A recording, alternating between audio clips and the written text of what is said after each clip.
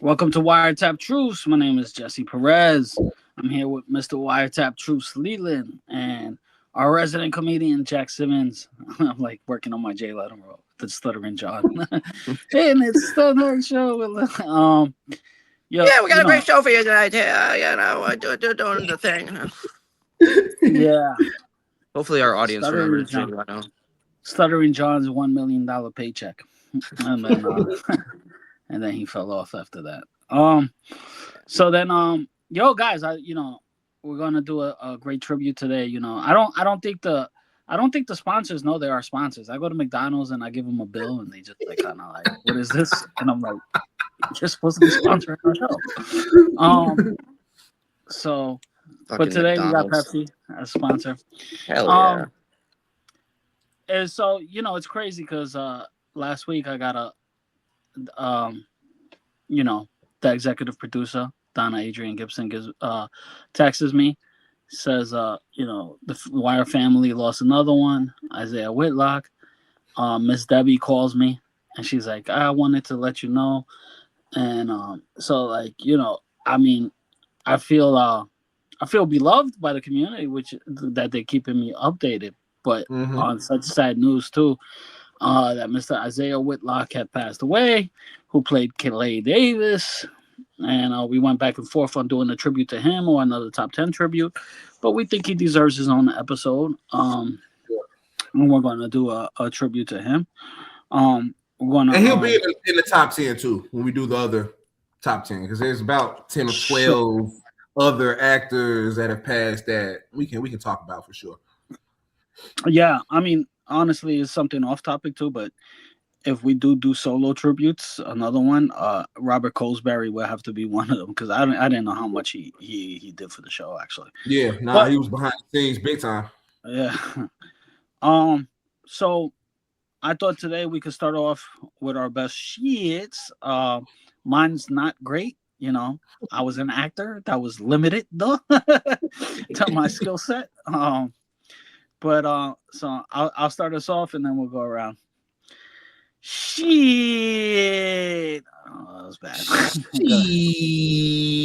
Shit. Drugs in my city? Shit.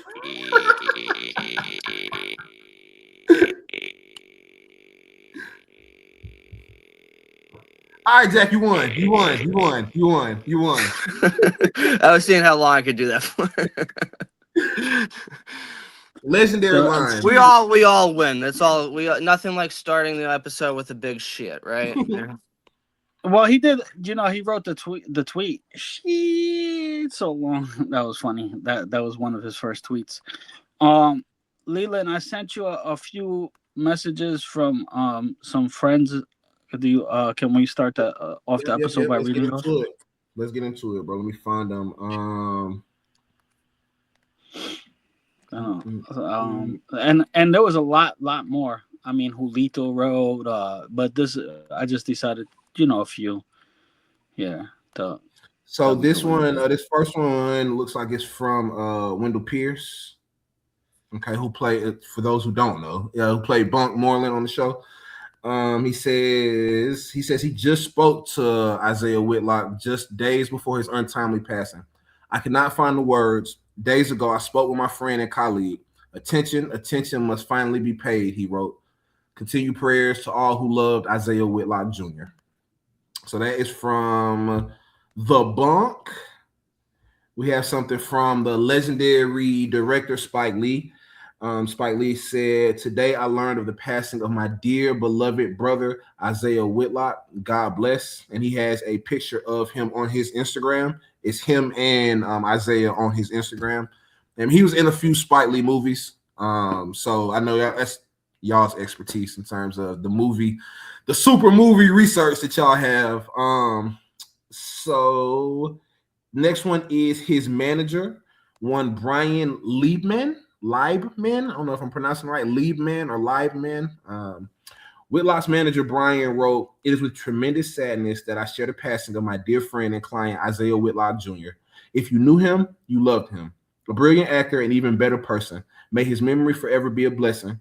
Our hearts are so broken. He will be very, very missed. and he posted a picture on his Instagram with him and Isaiah as well.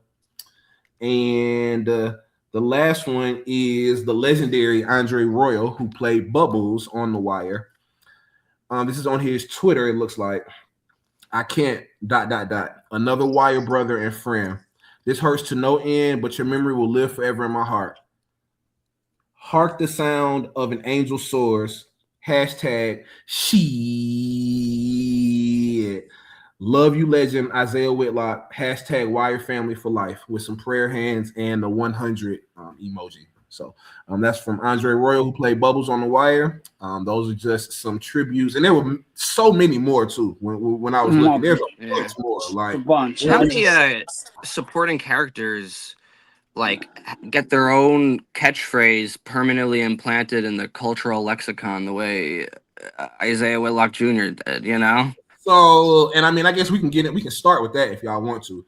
I researched where the hell the phrase came from. Okay, like, and it is his phrase essentially. So, where it came from, apparently he got it from his uncle. He's been saying shit for years. He picked up the habit, he said, from an uncle who apparently deployed the word in much the same way Clay Davis did. Whitlock offered an example. How'd you enjoy your dinner? Someone might ask his uncle, to which he would respond, shit, I tore them pork chops up. Okay, and then it has the first. Do y'all know what season was the first shit? Season 2, no? Zach? Yeah, I'm just gonna deflect to Jesse and say season 2 also, because I don't know. Season 3. It's season 3. Season 3? So that's 3. crazy because it's such a memorable thing, and it doesn't even appear till the 3rd season. And it's Season like 2 is, if I'm not mistaken, y'all, I think Clay Davis is in one scene in season 2. When he meets Frank Shabaka is the only scene. Yeah, I think that's the only time. I'm trying to think if there's any other. I don't think so. I think that's the only scene in season 2 that he's in, if I'm not mistaken. it reminded me kind of like The Sopranos and Game of Thrones did that, where it's like a minor character gets a more important role as the seasons go on. And the first 2 seasons, he was a very minor character. So much so, he's only in like a handful of scenes. Yep. By season 5, he's kind of one of the main characters of the show. What season? I'm trying to see. Season 3, 4, and 5. Kind of like we can't tell the story of The Wire in those 3 seasons without the Clay Davis story, kind of thing. Like it's. And did you know? I was looking it up. The character's name, I didn't even realize this, is R. Clayton Davis on the Wire wiki page. So it's like R. Clayton Davis. So what was Clay Davis's first name in The Wire? Probably Reginald. Something like Roberto. I don't know.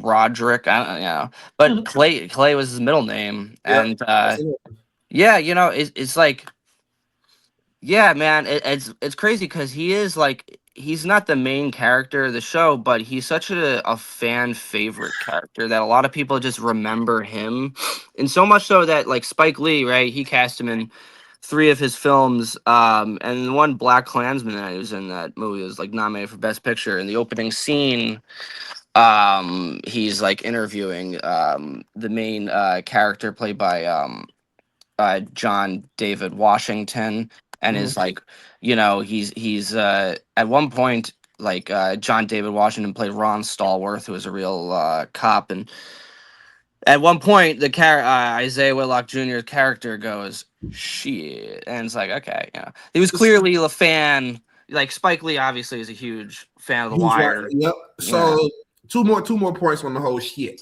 So this is David Simon speaking on it. Okay, for what it's worth, Simon says that the first shit kept expanding, first to 4 E's, then even more. No one could remember exactly how many E's were in the script of the season's 5th episode, react quotes, but Whitlock said he could sense this might be his final chance to say it. And under circumstances for himself and for then Under Siege Clay, he decided to stretch it out as long as he could.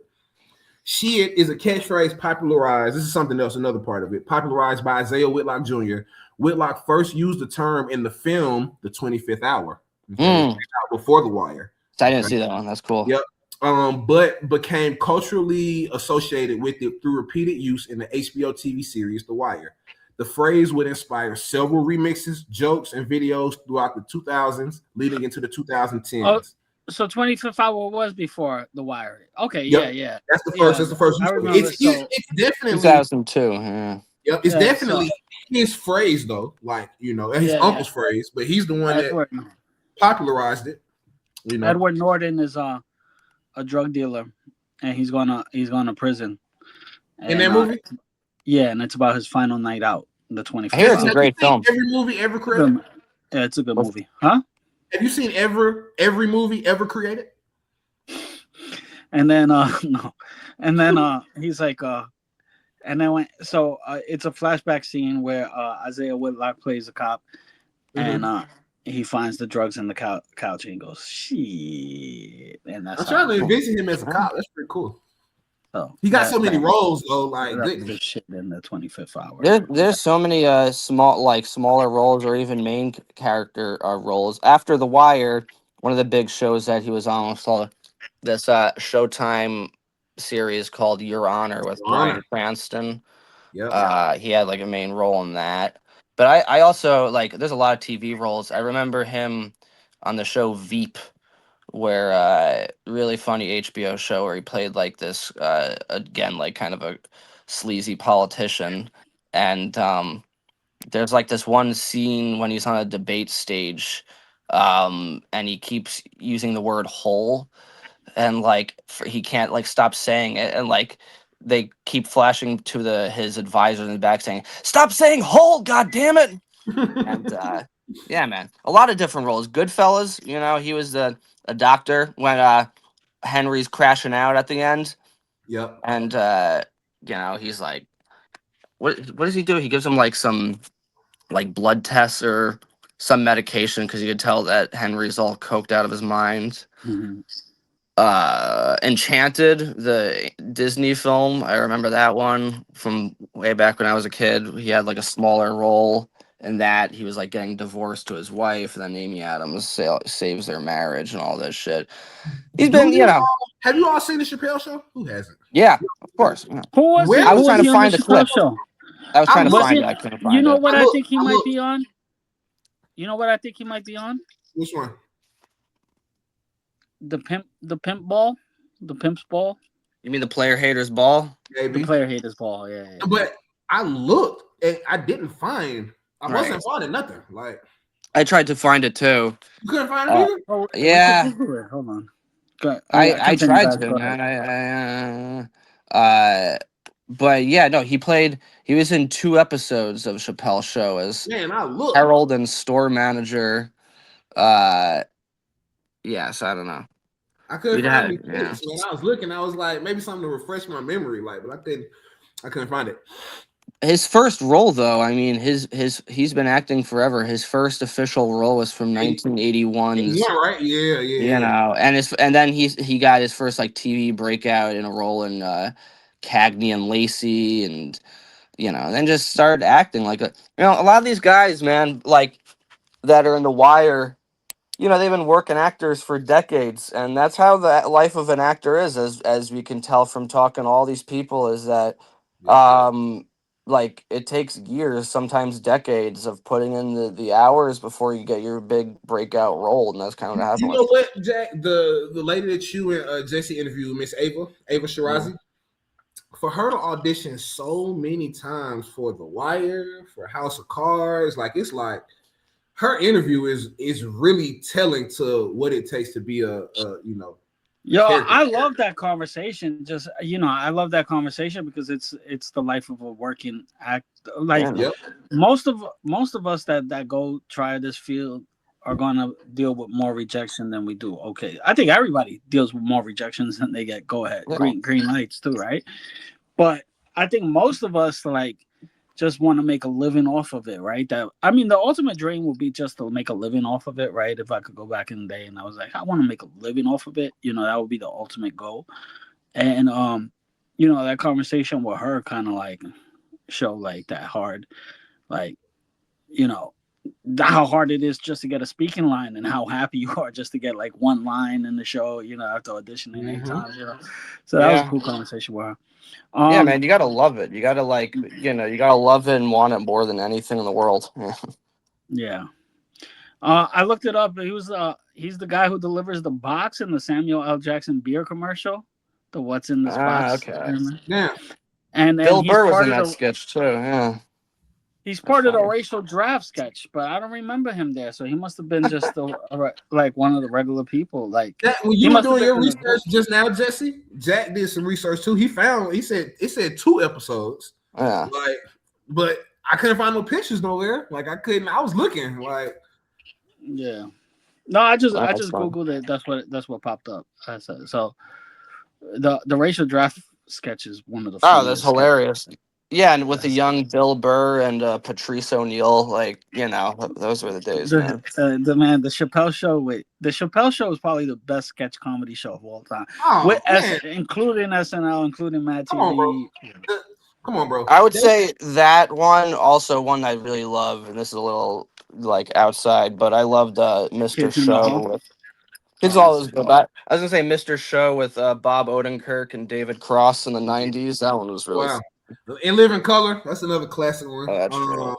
But the Chappelle show, bro. Dave Chappelle did a comedy skit like right after the second season, at the peak of it. He said people coming up to him in Disney World and was like, "I'm Rick James, bitch." Yeah. In Disney World, though, like he's like, "Man, I got my kids right here, bro. Like, what are you, what are you talking about, man? That show was like a bomb when it came out, bro. Oh It was yeah. everywhere. It was everywhere, Ahead of man. its time, and then like it was so influential that Comedy Central tried to recreate the Chappelle show with 15 times, But anyway, let's talk about Isaiah Whitlock Jr. because that is the man of the hour, One of the and especially his hour. Yes, role sir. of Clay Davis.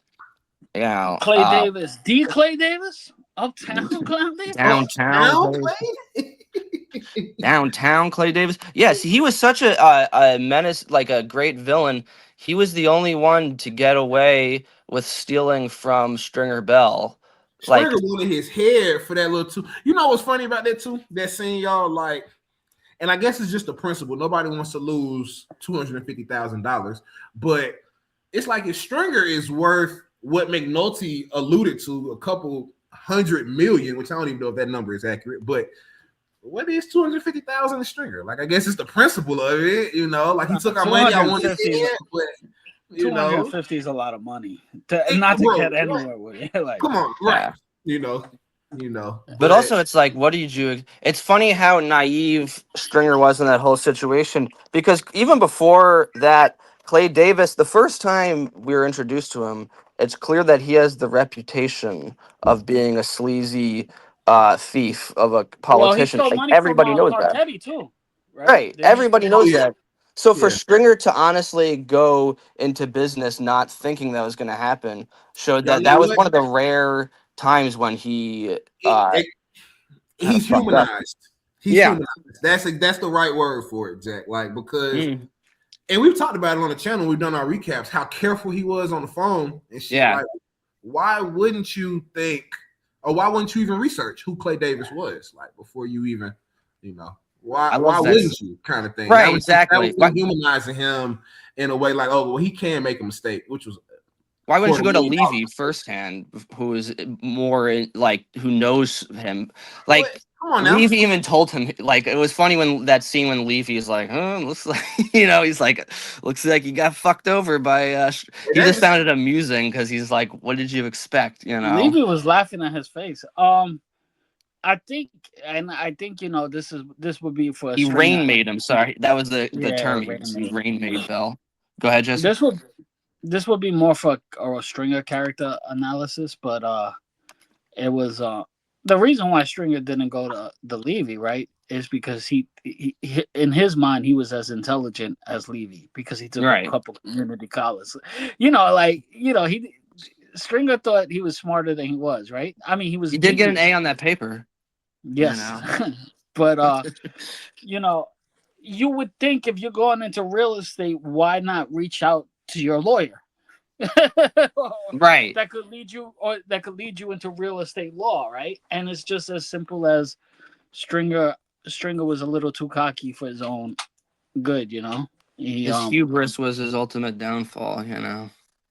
It's yeah. kind of, and it's like that scene too where Avon basically tells like Stringer, he's like, you know, like that's what you get for playing those away games. He's like, you kill him, you're gonna have the entire state police, the FBI is on your ass. Like he's like, nobody's gonna want to do business with it. At that moment, Stringer realized that he lost. Like there was nothing he could do at that point. Yeah, so it was kind of funny, right? Like when he told Slim, that's supposed to mean something to me. Like I tell you, you're hitting somebody, you're gonna hit somebody. Like if Avon doesn't interfere, like what happens? Does Slim really go go out there with like a machine gun? That Like, would have been fucked. They would have been fucked. That whole like. It also just shows how, in that sense, he was being reckless. Because, like, yeah, you can't kill even Slim was like, dude, that's some assassination. You can't kill a politician. that's That was that was one of the coolest but coldest lines. It's a murder ain't no thing, but this here is an assassination. It was like to show the loyalty. Slim Charles is so cool. well. Um, Also, when String just says like, "I need you to hit someone," without skipping a beat, just says, "Who we hitting?" Like with no who we hit? hesitation. Yeah, I know the loyalty. And Juan Glover is fucking amazing. He's probably like the most loyal, like cool. He's probably the coolest character on the show, to be honest. Slim, yeah, Slim's mad underrated. Um, And yeah, but when Clay took him to the hotel to meet that guy, and he kind of didn't let Stringer have any immediate interaction with him. I thought mhm. that was pretty weird too. Like he just like he went over there to talk to like, and it was Yeah, like the when the but guy that's came down from the elevator, and I it's was something like, like why wouldn't Stringer question this?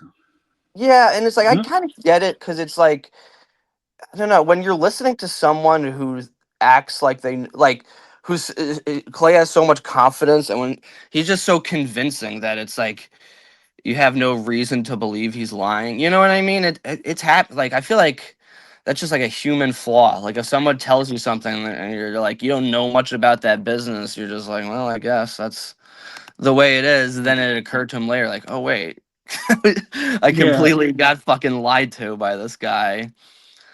yeah, Yeah, he stole money from everybody though. He is the ultimate like he was playing both sides of the game constantly and came out on top.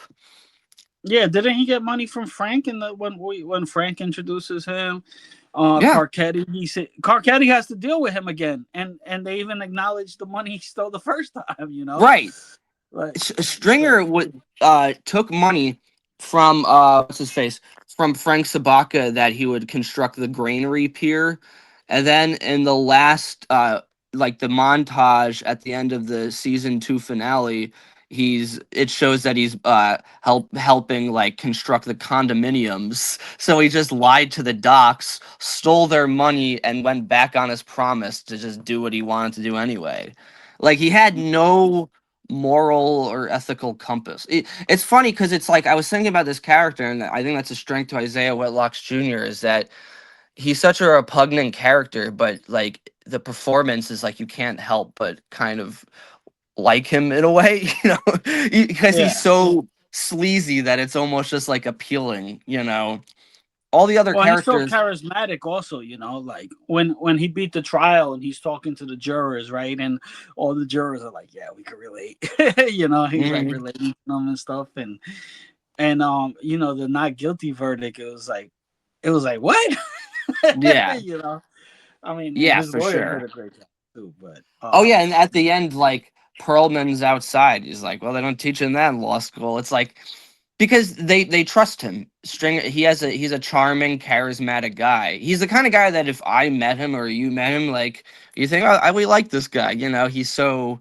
Even the first time we see him is at that party that Burrell is hosting, right?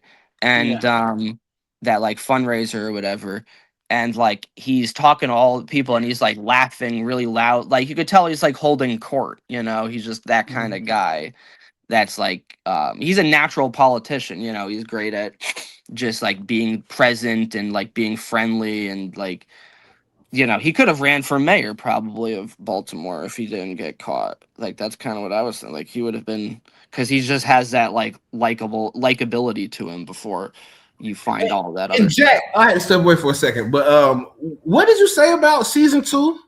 So in season 2, the scene which we'll get to in our when we review the episode, he takes money from Frank Right, because because he says like we're going to help build the Granary Pier, which is right, what Frank wants.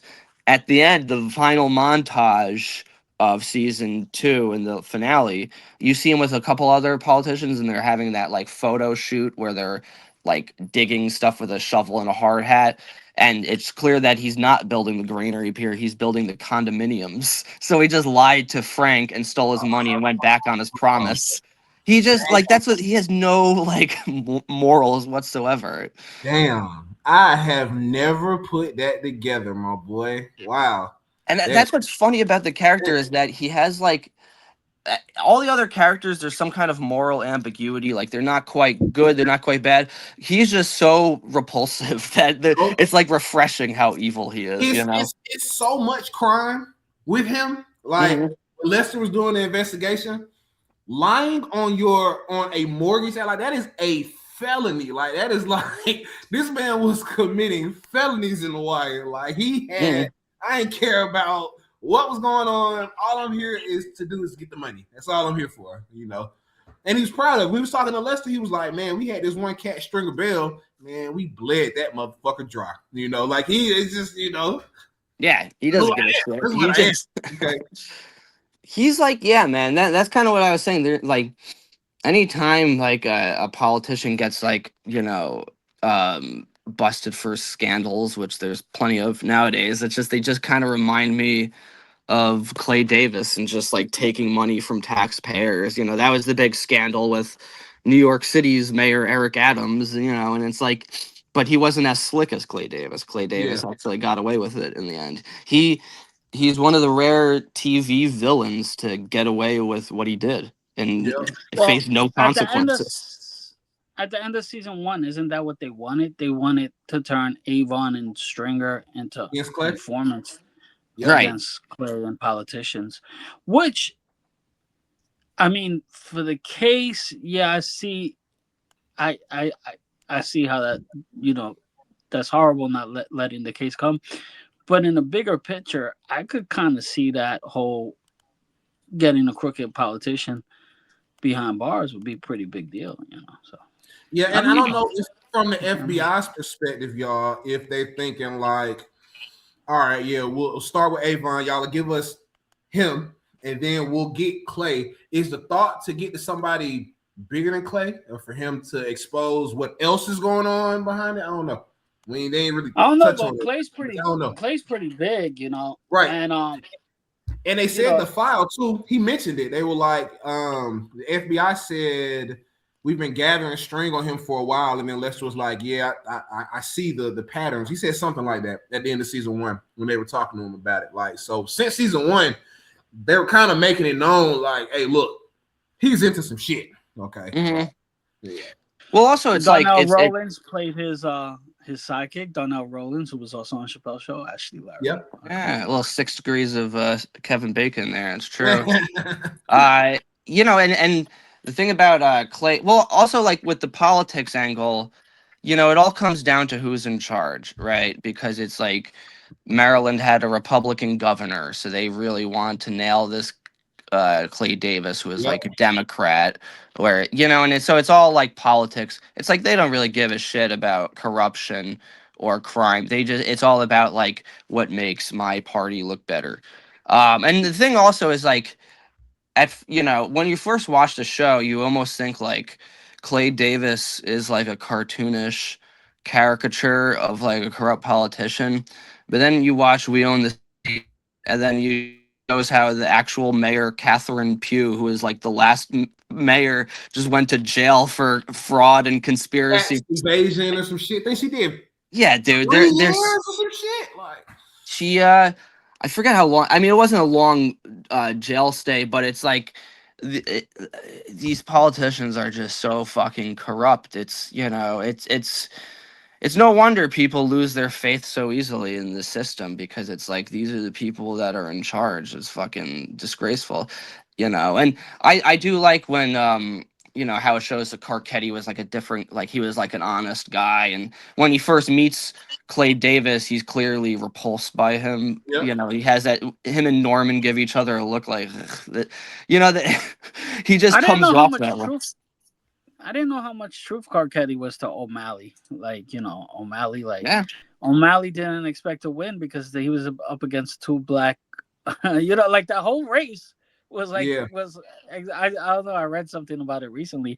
That whole race was exactly depicted as it was Oh, it depicted in happened. The Wire. Yeah. Yeah. Like, yeah. I I mean, never understood. it's oh shit. I got my daughter's marker on my hand. I don't know how true, like in terms of the actual mayor, how upset he was in terms of the Wire, but from what I've heard, he was pissed. Like he was not. Oh no, that's a known Yeah, fact. Which I Yeah. don't really understand, because I never thought it made him, depicted him in a bad way. What with Carcetti, I never thought he was corrupt. I thought what his character was, he had like all these ambitions, and he gets elected to office, and he realized the job is much more complicated, and he's not able to accomplish everything he wanted to do, which is more a fault of the system right. rather than a personal flaw. Yeah, I Well, think they also maybe had him having affairs and stuff. If right. it was like it's kind of like, and Mm. he was kind of like in over his head, and I don't know if O'Malley wants to admit that. Like, I mean, he the was. show kind of. He was over his head. Martin O'Malley ran for president, I remember, in Yeah, 2016. I remember it was like Hillary and Bernie and this guy Martin O'Malley, who I never heard of. yeah, So the guy always was like ambitious. It's like here he's running against people that had been in politics for like 40 years, and this yes. guy was just like governor of Maryland for a little bit.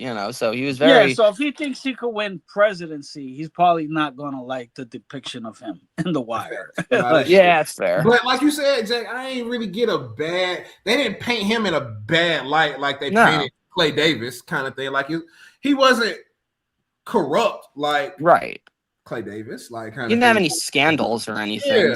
Yeah, He stopped wasn't himself really from cheating with his friend in right. He didn't season have the one 4. affair, like Yeah, but I guess it's like the phrase, hey, if I cheat one time, am I a cheater?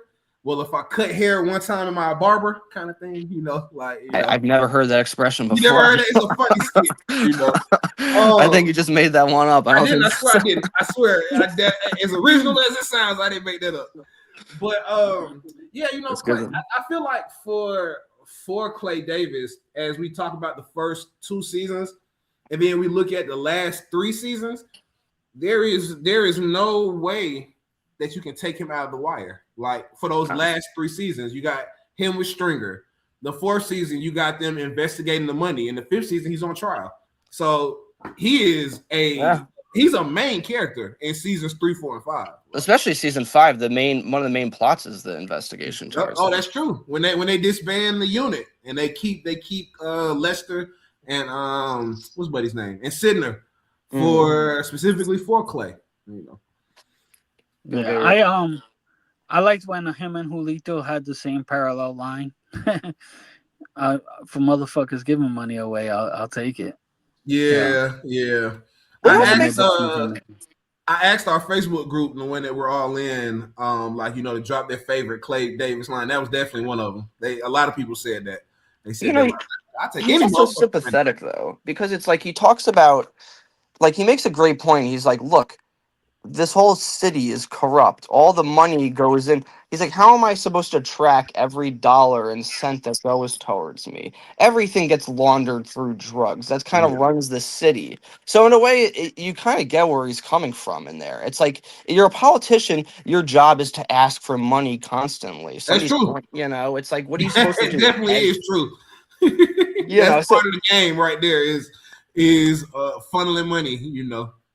But a so lot yeah, of it goes directly into his pocket. Yeah, that's the thing. Yeah, he does pocket a lot of it. Well, for but sure. also he also, one of the things I thought he made a great point of was when at the end, like Nerese Campbell basically uses him as a scapegoat because she Mm-hmm. has her own political ambition. So she Yep. throws him under the bus to make it seem like all the corruption is painted on this one guy. And And that that, means they were all corrupt. yeah, Like, you know what I'm saying? Like that means all of them were right. corrupt. You know what I'm saying? Like it's I don't know if it's like that for every state, every city. You know, I can't Mhm. say every city is like Baltimore, but like the corruption that we've seen depicted on some of these shows, on some of these documentaries, I mean, it's like, well, damn, what choice do I? It's almost like, well, it's not morally wrong of me to do dirt in this city. You know, Mm. shit. You know, the mayor dirty. What Oh yeah. fuck you want me to do? All Shit. y'all ungrateful bitches think you throw me out the boat. You know, I love, Oh yeah, he was snapping. No, he was dude. snapping on. He was snapping on Maurice. He was snapping on Oh, her. I love. I That's actually my favorite scenes with him, or that one, and when he's like, um, talking to Burrell, and He said, "I'm gonna he carry this one. I'm gonna yeah, carry this one." I'ma remember this, Irv. You know, he had the best like one of the best kind of like meltdowns of any characters where he really Yeah, just, he was. like He snaps. thought it was coming down on him, and then when in season 5, when he goes to Carcetti, and Donnell Rollins, he's telling him, That's probably the. I'm sorry, Leland. That's probably "Go the ahead. best What you gonna acting. say? Go ahead." Not that's probably the best acting that Whitlock did on the show was Which part? that Oh, the meltdown part. meltdown. I'm Mm. gonna remember this, Earth. Yeah, yeah. Yeah, Yeah, no, he snapped. He snapped. He snapped. And when Donnell you think Rollins I'm went done, to him, huh? he said, "What did he say to him?" He said, "Focus, motherfucker, focus. Yeah. You going to jail?" Like you know, he It's said, funny when "You his going to jail." driver like basically has to like tell him like, dude, you're not taking this seriously, man. Like You this going to is jail. heavy shit. And then he said when he went to talk to Carcetti, and they're like, "Oh yeah, nah, it's we don't really need you no more, Clay. Like people are fine that we are kicking Burrell out, and we're bringing Daniels in, you know. But good luck to you." And then he said, "Y'all think I'm done, huh?" Mm-hmm. I was And like, it shows like they will use you as long as they. That's what's, you have no friends in politics because they will use you as long as they need you. But as soon as they no longer need you or your money, they'll throw you out to the wolves. And that's kind of what they yeah. did to Clay. Like they were fine with his money coming in all this time. They were fine with all of his help. But as soon as like he's getting legal troubles and everything, they're like, you know, it's they didn't throw him to the wolves out of some ethical principle. They did it out of convenience. You know what, too, Jay? That's a very, very, very great point. So y'all remember in season 4 when the investigation started and they started letting Clay know, like, hey, look, we're subpoenaing your records. We need your stuff. We need to know like where some of this shit came Hmm. from. And he went to talk to Clarence, and he's like, look, if you want to run for mayor with my money under your ass, you need to tell these people to back the fuck off of me. Like, and Mhm. what did they do? They stopped the shit. Like, you know, he was the mayor still. He had that pull. He talked to Burrell, talked to Rawls, and was like, Right. hey, figure this shit out. Like, you know, let's get this unit under some type of supervision. You know, but as soon as he wasn't mayor no more, and when Clay was on trial and Royce was in front of all those people, and he was holding Clay's hand up, and he's like, "What is this shit I hear about you not gonna stand tall?" And he said, "You better, because if you won't, you're not gonna be able to snatch another dollar from this town in your life." You know, so it was. Mm. They definitely used him up until they didn't need him for sure. Yeah, and so it's like you get, I don't know, even though he is like completely sleazy, you get the sense of where he's coming from. Of like, look, this is a fucked up city, and like occasionally, like I'm gonna need money for myself. And it's also like he's not the only one doing it. He's just not. He's like not subtle about it. That's kind of his Yeah, flaw. It wasn't what he was doing. It was the fact he was making it too obvious. That's what's fucked up about it. It's he was killing Stringer. He was hitting Stringer over the head. Oh my gosh, he was killing Stringer's pockets. yeah, he stole so much money. And yeah, like, and I love the court scene with him too, because it shows that like the people will trust like a familiar face. Mm-hmm. And when it comes down to it, it made sense why they went with him instead of like these like prosecutors that clearly don't give a shit about the people. It's like Clay Davis was using the money. Yeah, obviously he was stealing it, but he was using money to help programs and to Of help course. and use into the city. And in their minds, they're like, yeah, what has like Rhonda Perlman ever done for us? What are these Right. DC prosecutors, these big suits? Like, they don't give a shit about us. He They're trying played to to the put another sympathy. black politician in Yep. jail. Yep. He played to the sympathy of it. And then him saying, you know, I ain't gonna lie, y'all let me out, I'm gonna do the same thing again, you know, because I gotta help my people. You know, they never showed him actually helping people in the show, you know. So we'll assume that he did, you know, we'll assume that he did some type of charitable acts somewhere in the show. But that scene with him in court, oh man, like that's one of them scenes where, like, for people that dislike season 5, it's like, well, season 5 does have some great moments. Yeah. That court scene is definitely one of them. Like, And then he walks out of the court and he's like waving. It's as if he won the election. Like, he's what? just like, hey, it's great. Man, Perlman was sick. The look on Perlman and Bond's face afterwards, like when they were looking at him outside, they're like, what the fuck just happened? And Perlman said, whatever it is, they don't teach in law school. Because because that's the thing, they had all the evidence to put him away. They had it all straight. And he didn't have a legal defense. If Bond didn't have those political aspirations, then they would have pursued the case federally, which was the bank charge that they kind of left out. You know, he was like, well, I mean, our stuff is rock solid. We can still catch him. He'll get 10, 20, 30 years. You know, that'll look good. You know, but yeah, that moment right there, that's a classic moment. Like, in not even just season 5, in the whole Wire world, that court case, him emptying out his pockets, like, is top tier comedy. Like, it's top tier. Oh yeah, and it's like it would have been funny if a bunch of money fell out his pockets when he. Wrong pocket. Yeah, man, and like, you know, he ended up like. He's corrupt, but it's like so is everyone else, and what am I supposed to do? Right, in a city like that, he kind of like, it makes sense why he's doing, but also shows how the politicians have their own angles, or the police have their own angles, because Carcetti shut down the unit investigating the dead bodies that Marlowe is killing, and then Daniels even makes the point. He's like, so one politician is worth more than 27 bodies. Yeah, like, 22 fucked bodies. Up. 22 bodies. That is fucked crazy. Up. Yeah, no, it's something I could believe happens. You know, it's like they don't give a shit about regular people getting hurt. They want to. It's all about their political aspirations. So they want to put a politician away. So I have a question for y'all. Between seasons 3, 4, and 5, which moments did he have the funniest moments in? So this is what I was thinking, right? Because I'm like thinking about it, right? And I'm like, so I just Googled it right now too, and I'm like, for me, I don't think to me, like, besides the couple of moments we have, there's really not a bunch of dialogue from him, right?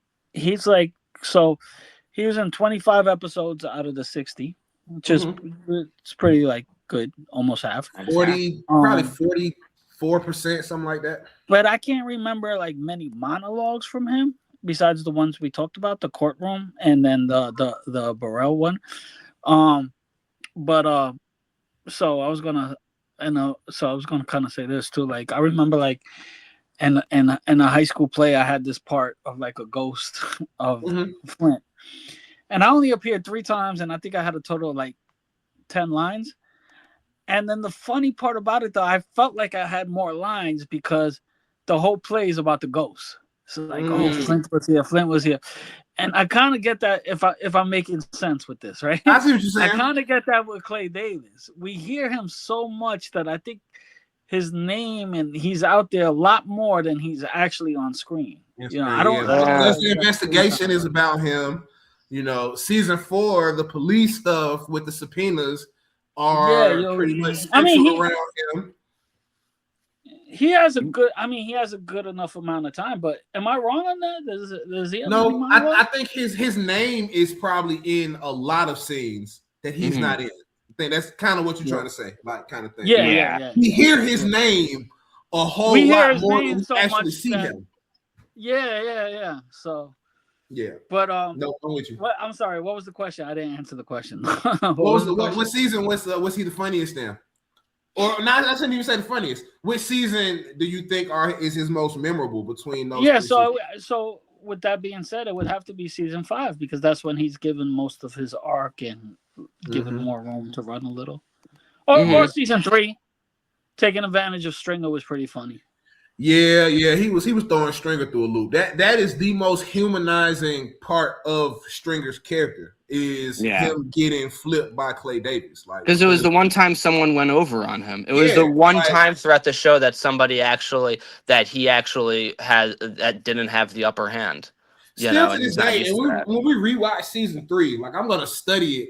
Like, how the fuck did they catch him on the wire? I know they had what was it called? The trigger fish. He had some type of special technology he was doing, but like I don't know. Like Stringer was super careful, man. Like he was super Well, careful. it wasn't even really Stringer getting caught on the wire. It was the guy said the other thing you said about it, he said what, and he said the hit, and then he said Yeah, not he on the said not phone. on the phone. Yeah, that was the hit, and that was they had to go like quickly. Season 3 might actually be the best season. I don't know, but It's tough. I I don't was know. thinking of your question though. I think season 3 might be the funniest just because of one scene. Are you taking notes on a conspiracy fucking on a Yeah, criminal no, that's conspiracy? No, such it's so a best great. moment. But for Professor Clay Stringer. Oh specifically, yeah. though, I think it might be season 5 or season 4, maybe. When Stringer acted like when Stringer was holding his classrooms was always hysterical because he really had like he was really trying to act like a teacher there. And Yeah, and Yeah, those were in season 3. I season yeah. 3 the season 3 is actually hysterical. I can't it wait to is. see No, season it's 4. really funny. But So I was asking specifically about Clay. Isaiah's scenes. So Clay, Yeah, the yeah, I'm one sorry. Yeah. one in particular that I always find funny is after like Clay took Carcetti's money and still endorsed Royce. Carcetti won the primary, and like Clay's at the party like celebrating What's him, up? and then like uh you know, Carcetti's like, shouldn't I be telling you to go fuck yourself? And he's like, come on, man, that's part of the game. He's I just could have like, had you for way more. yeah. He's like, you should be thanking me. I could have And stolen Norman is more money like, from hey, you. he's right. That's my funny. That's the funniest part for me That because is he's very so funny. just honest in that, and like Carcetti and Norman are just stunned. They're just like, Jesus Christ, who is this guy? And he said, and when what's funny too about that, I'm sitting thinking about my funniest scene is probably when Carcetti realizes that Clay isn't on his side anymore. Like, and they're looking at the TV and they're like, "This is live. Like, Mhm. we paid $20,000 for this." And then Oh Norman yeah. said he probably went to Royce and shook him down for another 30.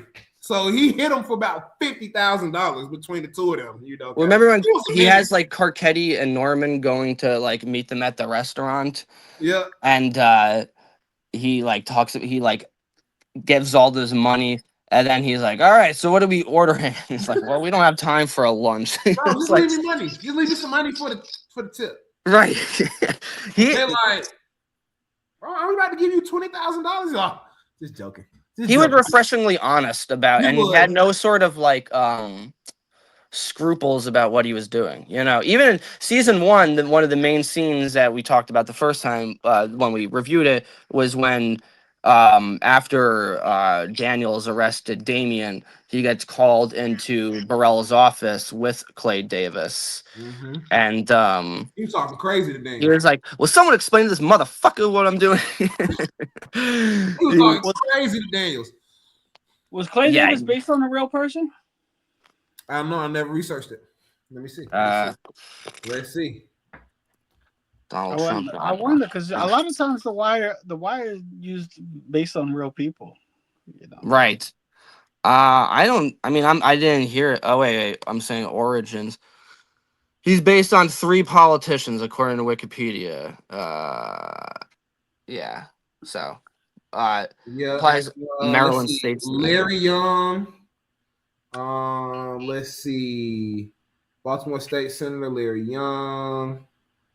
Fictional character, state. Yes, it's a few people. And we Yeah. don't have time to look it up, but I wonder if any of these guys ever got indicted or like brought to court. That'd be interesting. Also, Yeah. too, I am going to touch on something that he did outside of the wire in the acting world. So he was Yes, sir. deeply involved in charity. He was notably a dedicated ambassador to the honorary gala co-chair for Adapt Community Network, supporting programs for individuals with disabilities.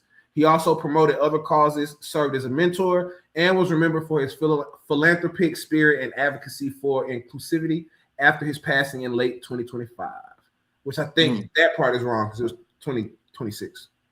Pretty sure. Or was it? What day are we? Where are we at? The 6th. Were we end of 2025, early 26. I don't know exactly what date it was that he passed, but He seemed like a really nice guy. I watched interviews with him. I was watching him on the Rich Eisen show once, and he just kind of seemed like a really down to earth guy. And I'm looking at his IMDb. He was in all of his movies. His last movie was Cocaine Bear. damn. So he's done it all, man. He was in the Buzz Lightyear movie. Like he's fucking like like I said, a lot of but like all these roles like the Wire was his big breakout role, and it's like and that's one of the things about David Simon and actually more so Pat Moran, because she was the casting director, is they saw these potential in a lot of these working actors that Miss Moran, who said that we should have her on February, which is going to be crazy. yeah, The for legend sure. herself. So it's like she sees this potential, and like I said, the character almost wouldn't have worked without Isaiah Whitlock Jr. Because if it was a worse actor, he would have been too insufferable. They would have killed him off. Almost Yeah, like Omar wouldn't have worked without Michael K. Williams. You know what I mean? Like yeah. it's like they matched that. They knew exactly what to do. The That's a fact that fair point. that That's a good iconic point. phrase is actually his own makes the character so much more to me. Like, damn, like he was really him as an actor. Yeah, no, he was true to his point, and like yeah, Clay Davis. Like I said, one of the rare TV villains to actually like get away with it in the end. Like actually Yeah, to come out on top. I don't know if the character wouldn't have worked without him, but it wouldn't have been as memorable. Yeah. Right. Yeah. Because you would have needed Clay Davis there for the whole storyline anyway. Like you always Yeah. needed him, Right. the character there. Yeah. But and I wonder if adding that shit got him a little more screen time and stuff. I And mean, it's Probably. considering when I was reading about the David Simon stuff was in the actual script. Mm-hmm. How it was written was Sheeeeeeeet. Like it was written as she. So I don't know. Is but that David Simon got it word. from him, who did it in 25th Hour, though, right? Right.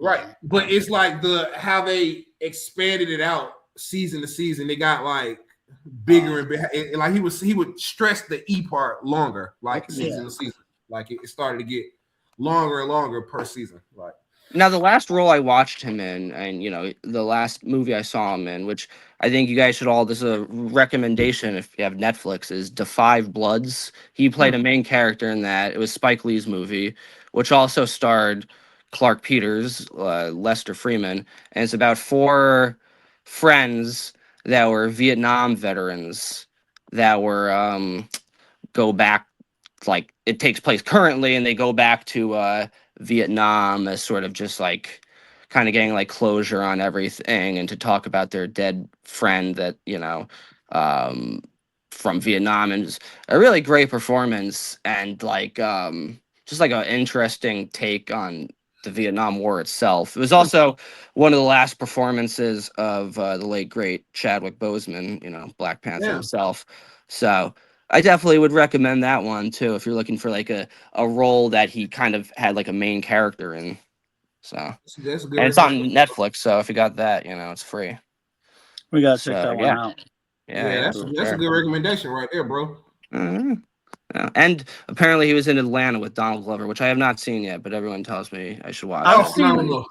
I've seen clips of it. The clips Phenomenal. I've seen is always hysterical. I have a friend that's Phenomenal. like, It's like dry comedy, but it's good shit, bro. I mean, it's not I mean, The I love dry Wire, comedy, but it's definitely captivating. It's definitely got some laugh out loud moments in that damn show. Like if you want to laugh and you want to be glued to the screen, yeah, watch Atlanta. I saw a couple of clips. I saw one clip when he's like going to McDonald's and he's like, "I want a Happy Meal," and she's like, yeah. "You don't have a And then kid." he steals the soda. Yeah, He's nah, like- it's funny. And then the same with Cat Williams. If y'all go to YouTube and type in Alligator Man and watch that clip, Oh, y'all yeah. will probably watch the show off of I, that scene alone. I always I mean, see the Cat one in Williams is jail. hysterical. The one with him in jail next to the transgender guy. Yeah, for whatever reason, transgender. Jesse, that scene popped up on my news feed the other day. Like, and I don't remember it like that. I But think I that's a scene that might pop up because I get on my TikTok all the time. Actually, that shit was so damn funny. Like they were clowning Buddy in jail about it. You know, like it's not that show is funny. If y'all and then want to laugh, he takes it out on Donald Glover, and Donald Glover. yeah, yeah, he was giving him the smoke for sure. But yeah, man, phenomenal individual. You know, glad I can't imagine anybody else playing Clay. And now knowing that the phrase was his own, it makes it like, well, damn, well, obviously nobody else could have played him, kind of thing. Like, you know, so. Well, it shows how the television and movies is such a collaborative process, you know, and it's like what it takes is you have to listen to everybody, you know, because it's like the final product is so much different from the first play. There's all this input that comes in, and a lot of times actors will come up with stuff on the spot. Some of the most iconic lines in film history are just improvised by actors, so it's just a constantly rotating process until the final thing's made. Have y'all seen The Wolf on Wall Street? Oh yeah, yeah. The Matthew McConaughey, improvised. That's him. That's all him. That's not in the script. Oh, I love that movie. Yeah, that guy was from Long Island. Jordan Belfort. Yeah, man, he paid tribute to Rob Reiner recently. Said like he was such a nice guy and everything, and like he was. Rob contacted Jordan Belfort's dad before he passed, saying like it was nice to work with your son and everything. Yeah. And you know, that's one of the funniest movies ever. One of the only times Scorsese made just like a straight comedy, you know, and yeah, you know. And something that was kind of based on the same story, Boiler Room. Giovanni. Oh yeah, dude, I forgot about that one. Holy that shit, was based on Jordan. It was just, you know, like more loosely based. It was. Yeah. One of my friends is an extra in The Wolf of Wall Street too. Just a fun fact. Oh, cool. Yeah. What were you saying? No, I said, well, you know, because the penny stocks, those penny stocks things, and stuff, that became a whole, like, you know. I mean, those guys were completely corrupt, you know. But it's like, yeah, it's all those guys like short selling stocks and like buy for a penny, sell for $1. Those like quick kind of trains made fucking millions off that shit, man. Yeah, well, good stuff. Yeah. You guys, I'm sorry, you guys want to have any last things you want to talk about with him? Or? Yeah, no, I was gonna ask, that's exactly what I was about to ask y'all, Jesse. If y'all had any last words, rest in peace to Isaiah, to his family. You know, we send blessings to his family. It seems like he lived a very, very eventful and fruitful life. And it seemed like he died of natural causes, right? You know? Yeah, and it definitely seems like almost like nobody was expecting it either, even though he was in his early 70s. You know, it seems like a 70's young. 70's young, man. I mean, average life expectancy last time I checked was 77. You know, but I don't like hearing that. You guys shows, man. You got to appreciate every day. Every day above ground is a beautiful day. And when you can acknowledge that nobody makes it out of life alive, it kind of makes you look at life a little differently. Nobody's managed to beat life ever. So, you know, Jeff Bezos might do it. I know he's trying to live till he's 300, but you know, there's that billionaire Brian Johnson who's like trying to find the cure to mortality, and he's like Jeff Bezos is doing that too. That's what I was just saying. Yeah, dude, these guys got millions invested into trying to preserve his life. Like it's crazy. You should fucking try to, you know, grow his hair back before he does anything like that. No. But good stuff though. We're definitely gonna do if we put together another top 10 fallen tributes, it'll be the second part of that. And we'll definitely include Clay Davis' character in that, as well as what's his name, Jesse? Robert Colesberry? Mm-hmm. Robert Colesberry, right? Yeah. So great stuff. Jack, Jesse, y'all have anything before we close out? Well, you want me to do the shout outs or? Yeah, you can do. All right. Shout out to our new Facebook friend Stephen the Angler from All the Pieces Matter. My boy. We're gonna have you on the show soon. We appreciate the support. Kurt, who runs the Wire All Pieces Matter Facebook group, we appreciate you. We appreciate you retweeting at Ziggy_Duck. The amount of Wire knowledge from that fan page is crazy. Yeah, I just Next saw him level. posted today. The lady who played Dolores in season 2, the bar owner, actually auditioned for the role of Nikki's mom. And Kurt always says like "Happy birthday" to the actress's name, and she actually Damn. auditioned for the role of Nikki's mom, but she was too short and ended up getting. I was like, "How does he know?" Man, that man Kurt, man, we love you, Kurt. He's good people, man. He told us, what did he tell us, man, that we're doing great, or he said something like that about what we're doing, man. He's yeah, great. he always says He's great, he man. loves the interviews. Yeah, from for here. sure. He's great, man. Executive producer Donna Adrian Gibson, and we're going to have her daughter on soon too. That'll be a fun little talk with her. She made the phone call, about Wallace to the police that Poop makes him make. That was Miss Donna's daughter, Miss Debbie Young, the makeup artist, Maestro Harrell, YouTube channel, Julito McCullum, Kamal Bostic Smith. We're actually implementing a new thing to the pod where we're going to rewatch with an actor from the show. This Saturday, we're going to do Kamal Bostic Smith of season 1, episode 1. That'll be a little fun rewatch with recap. Who is the opening actor of the show? If y'all don't know, that's who Kamal Boston Smith is. That's got to be like interesting to like watch yourself. Watch yourself. Yeah. And you know what, Jack? I'm glad you said that, bro, because Teddy Kanaz said in our interview, I don't like watching myself. Like, yeah, I get that. I have that level of like self-consciousness too, where it's like it's hard for me to watch like stand-up stuff to myself. But I mean, I have to obviously get over it. But you gotta see what works, what connects, timing. But you have to watch yourself. Of course, it's difficult when it's you're weird. so neurotic. But no, it's gonna be something that like I said, I researched it, and granted YouTube. I don't think YouTube was around in 2003, 2002. Was it? I'm not sure when YouTube became popular or when it was formed, but I didn't see any other podcasts. I know that. Yeah, I didn't see any other Wire podcasts that had actual actors from the show breaking down the episodes they were in. So, there's something else that we're just looking to try to do that's groundbreaking, continue the Wire legacy, and to try to set ourselves apart from every other Wire podcast that's ever been created. So that's gonna be fun. That's gonna be super fun to break down some of these episodes with the actors that were actually in them. That's gonna be next level, man. I'm super excited about it. Yeah, it's awesome. That's like that's gonna be that's next level. Sure. Mr. Nakia Dillard has an acting school. Check it out down below. If you don't see the link there, holler at us. Say you want to learn some acting. We'll introduce you to Nakia personally. Michael Kevin Darnall, we appreciate you. One of our first guests after Julito, the first one to say yeah.